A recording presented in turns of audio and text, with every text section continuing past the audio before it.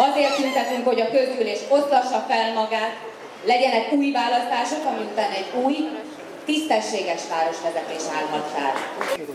Politikailag, központilag szervezett rablóhadjárat folyik Magyarországon, amelynek egyetlen célja megtömni a fideszes zsebeket.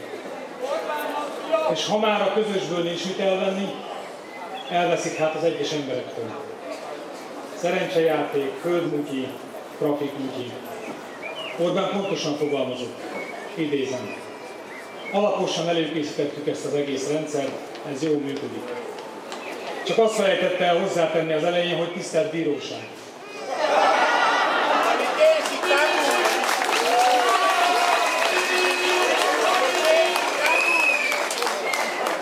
Hiszen ezek a mondatok felérnek egy beismerő vallomással. Mindenki nyugodjon meg, annak is eljön majd az ideje.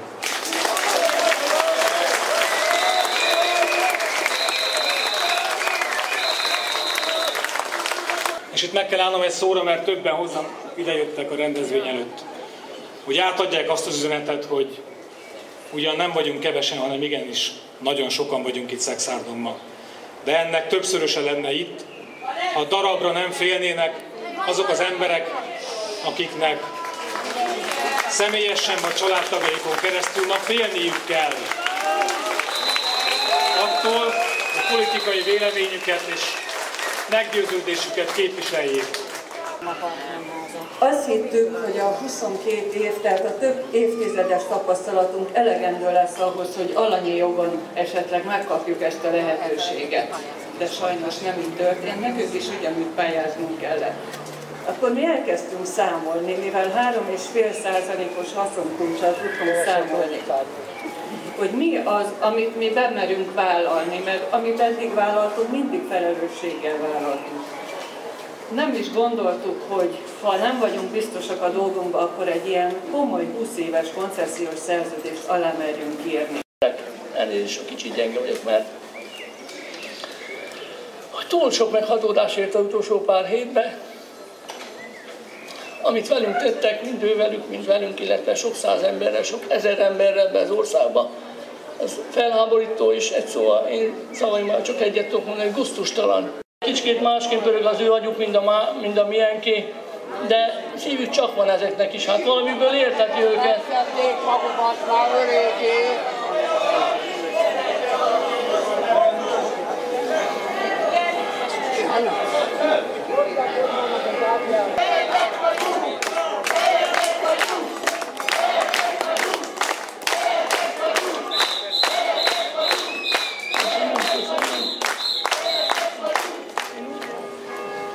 Én csak egy politikus vagyok, nekem könnyű beszélni. Engem megvéd a nyilvánosság, hogyha engem holnap előtt a villamos, akkor az gyanús lesz. De az, hogy vannak olyan bátor emberek, akik ebben a megfélemlített, meggyötört országban kimernek állni a saját és mindannyiunk igazáért, és elmondják a maguk szívfájdító történetét, ezek után nehéz megszólalni. Én azt kérem, hogy tapsoljuk meg újra őket.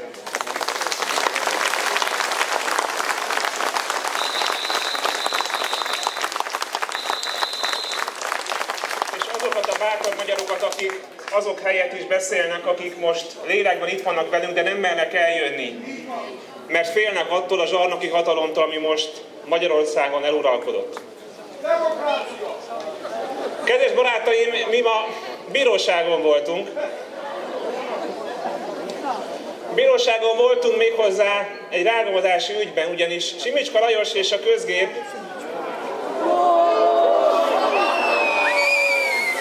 engem és még néhány politikus társamat és aktivistát rágalmazás ügyben beperelt.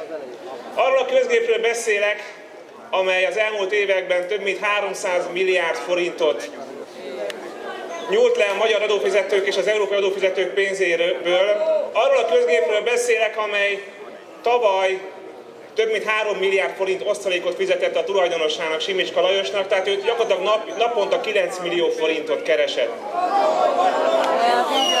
Simicska Lajos és a közgép azt mondta, hogy mi rágalmaztuk őket és megsértettük az jó hírüket.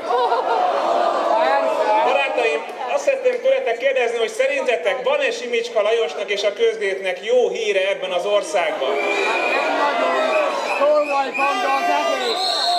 Hadd meséljek el egy másik történetet, ma történt, kaptam egy csekket Kövér Lászlótól. Kövér László azt mondta, hogy amikor a parlament üléstermébe bevittünk egy táblát, amire az volt írva, hogy loptok, csaltok, hazudtok, akkor mi megsértettük a parlament méltóságát. Kedves barátaim, azt szeretném tőletek kérdezni, hogy szerintetek az Orbán Viktor által bábszínházzá alacsonyított parlamentnek van-e Magyarországon méltósága? Én azt gondolom, hogy mindent megpróbálnak megtenni azért, hogy a magyar emberek ne tudják meg az igazságot, megpróbálnak mindenkit megfélemlíteni, aki kimondja azt, ami az igaz. Az, hogy lopnak, csalnak, hazudnak. Reggel délbe este. Eddig is tudtuk, hogy minden szavuk hazugság, de a trafik mutyi után és a szexádi hangfelvétel után már senkinek nem lehet kétség afelől, hogy milyen velejéig korrupt és hazug ez a rendszer. Ha már így alakult, szeretném most felhívni a polgármester úr és a képviselő urak barátainak, rokonainak, egykori feleségnek figyelmét, hogy a kiskereskedelem egy komoly, összetett és bonyolult szakma, egy nehéz szakma. Egy szakma, amit az ember saját bőrén és hibái által kell, hogy megtanulja rengeteg munkával. Mert hogyha ezt a szakmát nem űzik odaadással, kellőképpen nem lesznek ott a vevőikkel és az üzletükben. Akármennyi támogatást kapnak felülről, nem fog működni. Megsugom, nem fog működni. Most végül szeretnék erről a sokat emlegetett magnófelvételről beszélni. Tegnap volt ugye tudjuk miről van szó, igaz? Ez a magnófelvétel nagyjából mindenki tisztában van vele. Tegnap volt szerencsém meghallgatni a teljes felvételt nevekkel együtt, sípolás nélkül, tehát teljesen hangzottak a nevek. Hát amikor az én nevemhez ért, a Forenszky Róbert névhez ért a listában Horváth István, bocsánat, a nem létező listában Horváth István a Forenszky Róbert névhez ért, Horváth István polgármester úr hangjában érezhető dühvel fortyant fel. Forenszky Robi mit akar itt? Kérdezte. Forenszky Robi mit akar itt? Hány kopogtató cédulát hozott be? Na hát én már budapesti demonstráción is elmondtam, hogy én úgy tudtam, hogy a trafikjog megszerzéséhez pályázatot, vagy a trafikjog megszerzéséhez üzleti tervet kell beadni, nem holmi kopogtató cédulák után szaladgálni.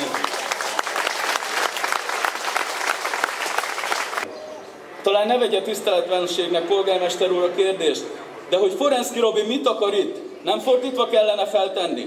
A válaszok tükrében nem itt az a reális kérdés, nem az igazi valós kérdés, hogy Horváth Pisti mit akar itt?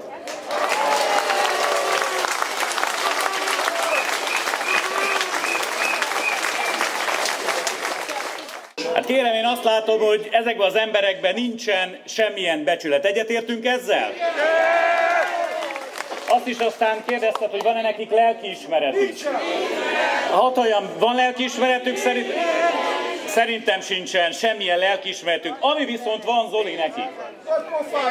Nagyon mély zsebük, amit szeretnének bazira megtömni, és hihetetlen mohóság bennük. Hiszen ma már, ahogy Gergő is említette, nem csak a Közgép és Simicska Lajos zsebét akarják tömni, hanem ezeknek a szemét kiskirályoknak a zsebét is akarják tömni minden egyes helyen.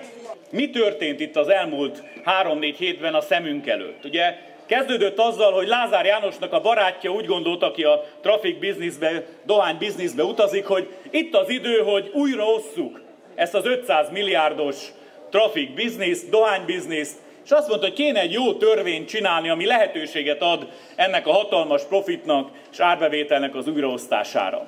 Na de hát azt mondta, hogy ezt nem szabad a képviselőkre bízni a törvényhozást, mert nehogy véletlenül valami rosszat írjanak bele, vagy az államigazgatáson ne menjen keresztül esetleg a saját érdek, ezért gyorsan besegített Lázár Jánosnak és a magyar kormánynak, úgyhogy meg is írta tulajdonképpen ennek a törvénynek a jelentős részét. Igen, ő az a Sánta úr, aki egyébként most százas nagyságrendben nyert egyébként trafikokat ilyen-olyan módon, tehát nem csak, hogy az üzletet tudta, a saját üzletét generálni, hanem még az eladásban is most nagymértékben részesedni fog. Aztán jött ez a csodálatos pályázat, amit ugye kiírtak, elmondták, hogy ez nagyon szakmai pályázat, nagyon titkos pályázat, ide senki nem férhet hozzá, nem lehet tudni semmilyen részletet arról, hogy ki mivel, hogyan pályázott. Hiába ment például a mi képviselőnk be ebbe az új Nemzeti Dohánykereskedelmi ZRT-ből, azt mondták, hogy egy képviselő nem tekinthet bele ezekbe az adatokba, ezekbe a pályázatokba, mert hát hiszen ez annyira titkos. Na, kiírták ezt a pályázatot.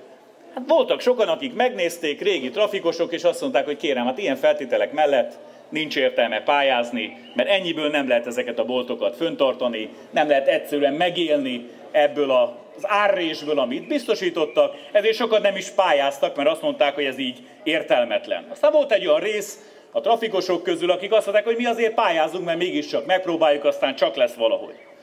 Na, aztán kijöttek a végeredmények, de közben megtapasztaltuk azt, hogy egyre több helyen elkezdték suttogni azt az emberek, hogy kérem, itt tudatos, központi politikai irányítás alapján, politikai szempontok alapján dőltek el a pályázatok.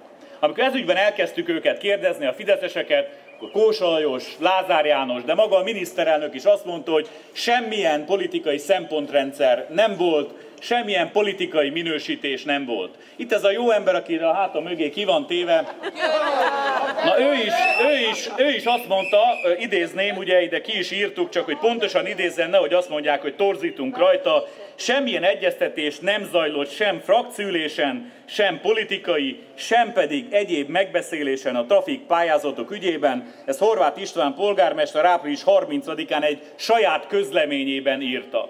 Aztán közben megjelent egy titkos hangfelvétel, amire Róbert is utalt, amiben egészen pontosan lehet hallani, és végig lehet venni, hogy névről névre, utcáról utcára, sorról sorra bírálták el a helyi fideszesek itt Szekszádon ezeket a trafikpályázatokat. Országosan is ezt tették, és itt helyben is ezt tették, csak erre a helyi ügyről van konkrét hangfelvétel, kérem. És még mai napig nem a bőrükről, a képükről ég le a bőr, hanem még mindig tagadják, és már a miniszterelnök is azt mondja hangfelvétel birtokában, ismeretében is, hogy kérem, nem történt semmilyen politikai szempontrendszer alapján a válogatás. Hát kérem én, akkor mit jelent ez, amire Róbert is utalt, hogy a lényeg az, hogy elkötelezett jobboldalinak kell lenni. Hát mi ez, ha nem politikai szempontrendszer?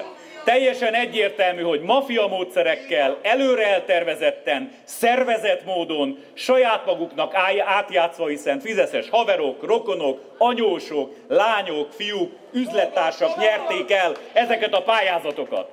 Kérem, szemenszedett mocsokság, amit csinálnak, ez a korrupciónak az intézményesített formája, mégpedig maffia módszerekkel szervezetten. Tisztelt Hölgyeim és Uraim, de nem csak Tolna megyében, nem csak Szekszárdon történt ez így, hiszen volt egy másik honlap, ez Hajdú-Bihar megyéből, talán volt, aki nem értesült rá, úgy mondtak, elfogtak egy levelet, egy e-mail levelezést, két fideszes levelezett egymással, az egyik a Hajdú-Bihar megyei közgyűlés elnöke, aki kapta a levelet, aki pedig küldte, az a Hajdú-Bihar megyei közgyűlésnek az alelnöke. Néhány sort idéznék ebből a levélből. Az a honlap, amelyik egyébként ezt hírré tette, a szoboszlói hírek.hu, az azóta egy hacker támadást kapott, és szinte törölték az oldalának a teljes tartalmát, de hát mivel kinyomtatott formában megvan ez a levél, egy-két mondatot hadd emeljek ki ebből a fideszes levelezésből. Azt mondja, az alelnök azt írja az elnöknek, hogy egy családnak kettőt adni úgy, hogy nincs velük kapcsolatunk, meggondolandó. Ráadásul konkurenciát támaszt annak, aki velünk van ősidők óta. Hogy valaki nehogy ne tudja, kiről van szó, zárójelbe mögé van írva a név, hogy ki az, aki velük van ősidők óta. Utána jön a nem politikai szempontok alapján való értékelés, nem javasoljuk felkiáltójel. A következő, számos Hajdú-Szoboszlón kívülit nem támogatunk, kivéve a fent említett nádudvarit. Az általunk javasolt személyek összesen 6 fő, így amennyiben fejenként többet akarnak nyitni, arra is van lehetőség. Mit csináltak még? Elkezdték bővíteni a termékkört is. Ahogy Gergő mondta, hát hogy tényleg távol tartsák a gyerekeket ezektől a boltoktól, meg a fiatalokat, hát rögtön két dologgal, a csokoládéval és a fagyival ki is bővítették a termékkört, úgy elképzelem, amikor bemegy a dohányos, és ő minden áron egyébként fagyit meg csokit akar hozzávenni. Tehát az, hogy nem a legjobb út, hogy távol tartsák a fiatalokat, de bővítették alkohollal, lottó, szerencsejátékkal kapcsolatos dolgokkal is, hogy minél több embert vonzanak oda. Na ezután még mit tettek, talán erről kevesebbet hallottak, múlt hétfőn fogadta el a parlament, vagy talán ez a hétfőn a javaslatot, ez úgy hangzik, hogy rendelettel még tovább lehet bővíteni a termékeknek a körét. Nem határozták meg pontosan, hogy milyen szintű rendelettel, tehát akár önkormányzati rendelettel, itt a szekszárdi önkormányzat is bővítheti a termékkört, tehát lassan parizert is egyébként majd lehet venni ezekbe a boltokba, de tudják, ez kiknek kellemetlen.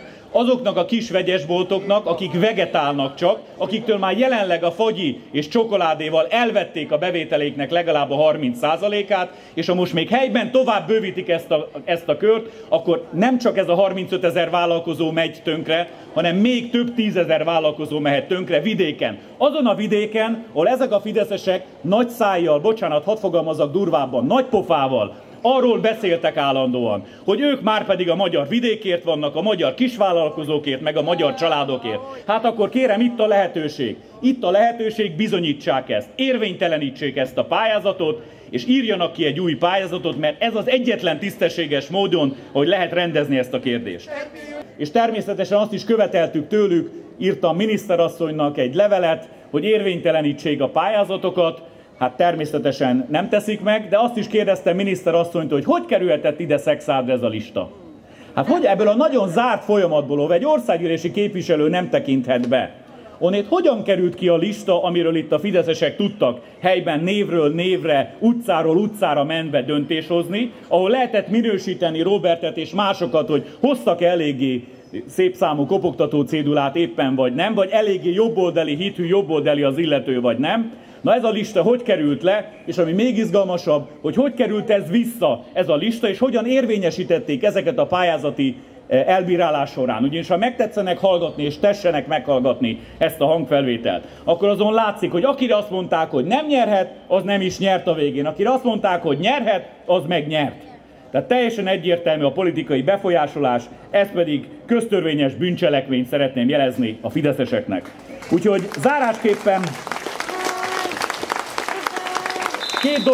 két dolgot hadd ígérjek meg. Mivel ők szervezetten, előre eltervezetten, bűnszövetkezetben követték el ezt a bűncselekményt, ezért a Magyar Szocialista Párt pont azért, hogy ezzel az intézményes korrupció ellen ebben a formában is harcolni lehessen, ezért a Szocialista Párt azt az ígéretet teszi, hogy kormányra kerülése esetén abban a pillanatban érvényteleníteni fogja ezeket a pályázatokat, és vissza fogjuk adni a lehetőséget azoknak a tisztességes trafikosoknak, akik ebből éltek, és megfelelő módon szolgáltak ki a helyi közösségeket. Visszaadjuk a lehetőséget, és még egy fontos dolog van, kérem, tisztelt Hölgyeim és Uraim, nem csak visszaadjuk nekik a lehetőséget, de ezeket az embereket, ezt a bűnbandát el is számoltatjuk. Felelősségre fogjuk vonni. Nagyon szépen köszönöm a figyelmet, köszönöm szépen!